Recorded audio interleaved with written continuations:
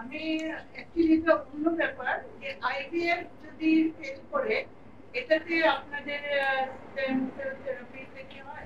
IVF করার আগে আপনারা চিন্তা করবেন আমি কত বেশি পরিমাণে অটিজম আমার সামনে আছে। ১৭ পেশেন্ট দেখেছি। আপনারা আইভিএফ করার আগে আপনারা ৬টা মাস নিজের ডায়েটটা ঠিক করুন। আপনারা জানেন একসময় বলা হতো genetical structure is structure, that's it, that's what E goat. এখন দেখা যাচ্ছে জিনটা আনমিউটেডটা মিউটেড হয় এবং এবং অ্যাক্টিভ মিউটেড জিনগুলো আবার সাইলেন্ট হয়। নিজের শরীরে যে হরমোন ইস্যুগুলো আছে, অনেকের প্রোজেস্টেরন ডেফিসিয়েন্সি আছে, অনেকের অ্যাস্ট্রোজেন ডমিনেন্ট আছে, এগুলোর জন্য আমাদের স্টেপসের গাইডলাইন আছে। ওটা ঠিক না করলে আপনার বেবি হেলথে না হতে পারে। মনে রাখবেন শুধু একটা হরমোন আরেকটা হরমোনকে ইমব্যালেন্স করে। এটা পুরোটাই ডিপেন্ড করে মোস্ট অফ দ্য যাদের মায়েদের হেল্প ইয়ে করা হয়, আইভিএফ করা হয়, বেশিরভাগই দেখা যায় 40-র উপরে। হ্যাঁ, লাস্ট এজে যে যাদের বাচ্চা দরকার হয় আইভিএফ বা ডিমের পরিমাণ কমে যাচ্ছে আইভিএফ, তো ওই সময় আইভিএফটা ডিপেন্ড করে হচ্ছে ইউটেরাসের মানে আমাদের জরায়ুর ধারণ ক্ষমতার উপরে, আমাদের হরমোনাল যে বডি ইফেক্ট গুলো হরমোনগুলো আছে সেটার উপর ডিপেন্ড করে।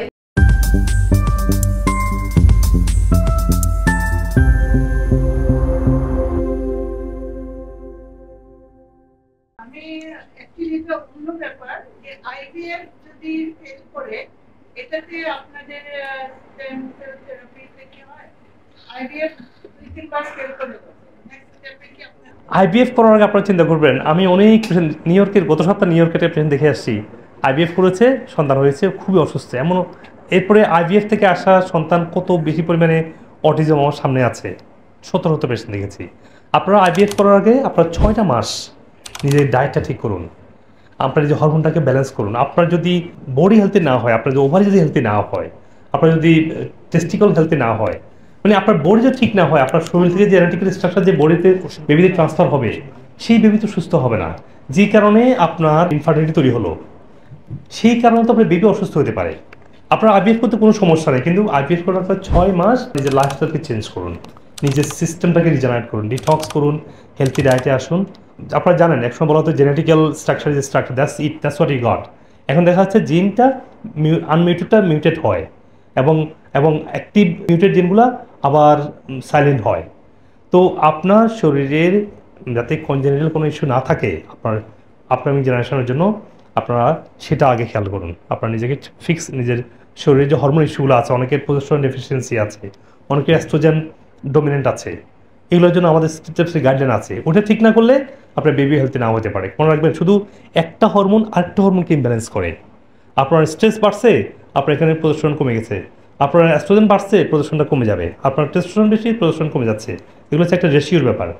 তো আপনার মানে মেটাবলিজম ইস্যু আছে, আপনার এখানে কর্টিজলটা হাই থাকবে। সো আইভিএফ করেন, তবে ৬টা মাস নিজেকে হেলদি থাকবেন নিজের, তখন আইভিএফ করবেন ইনশাআল্লাহ। আসলে আইভিএফ তো আমরা লাস্ট ট্রিটমেন্ট হিসেবেই বলি যে বাচ্চা নেওয়ার জন্য। তো আইভিএফ এর ফেইলিওর রেটই বেশি। 3 বারে আসলে আমরা সাকসেস রেটটা বলি অনেকটা 40% এর মতো।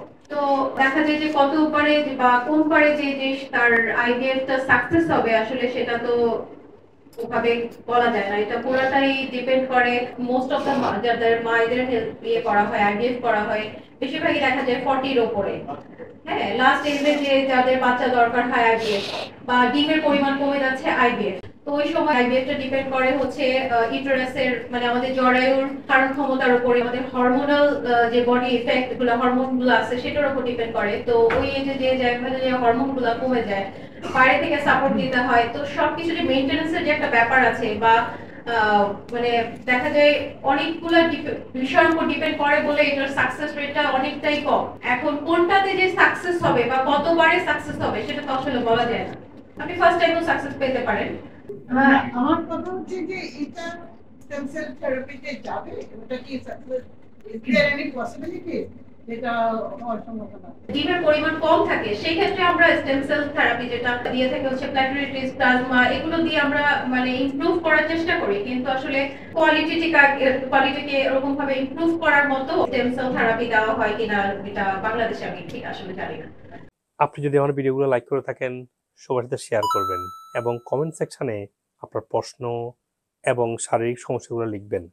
আমি যত দ্রুত সম্ভব উত্তর দেওয়ার চেষ্টা করবো ইনশাআল্লাহ। আর যদি আপনার ডক্টর কনসালটেশন প্রয়োজন হয়, আমাদের নিউ ইয়র্ক, লন্ডন, বাংলাদেশ সহ যে কোনো ব্রাঞ্চে আসতে পারেন। আপনি আপনার শারীরিক সমস্যার রুট কজ থেকে সুস্থ হওয়ার জন্য আমাদের ন্যাচারাল মেডিসিন এবং রিজেনারেটিভ ওজন এবং আকুপাংশার সহ অন্য থেরাপিগুলো নেবেন। আর আপনি পৃথিবীর যে কোনো প্রান্ত থেকেই ভার্চুয়ালি অনলাইনের মাধ্যমে ডাক্তারের সাথে শিডিউল করে ডাক্তার দেখাতে পারবেন।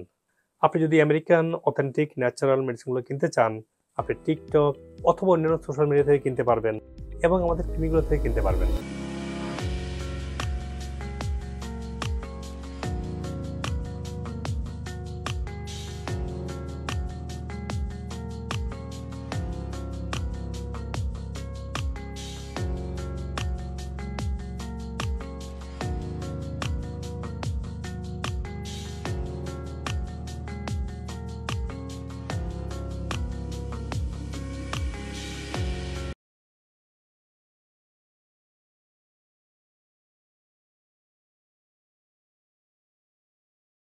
এত ভালো হয়ে গেছি না, নামগন্ধ নাই ছিল না। হ্যাঁ, আচার আচরণে তার অনেকটা চেঞ্জ আসছে।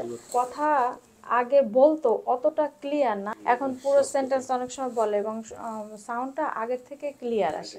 কিছুদিন আগে ডাক্তারের কাছে আমার স্বাস্থ্য পরীক্ষা করেছিলাম, মধ্যে মাশাআল্লাহ খুব উন্নতি হয়েছে, আপনি এই বয়সে যে ইয়ং হয়ে গেছে। আমি আপনার লাইফস্টাইল শুরু করলাম, করার 2 মাস পরে আমি টেস্ট করলাম, আলহামদুলিল্লাহ। তারা আমাকে ফোন করে বললো, আপা এটা কিভাবে পসিবল, আপনার তো ফ্যাটি লিভারটা চলে গেছে না ইয়ার এটা। Now it's gone, completely gone, no more pain. Physically অনেক বেটার ফিল করে, তারপর ওর টেম্পারামেন্ট অনেক ভালো, মানে খুব বেশিরভাগ সময় খুশিই থাকে। আপনার এই ভিডিওগুলো দেখি, এখন এখন কোনো মেডিসিন নেই আলহামদুলিল্লাহ। Now thank God I'm cancer free. I truly appreciate Dr. Hack.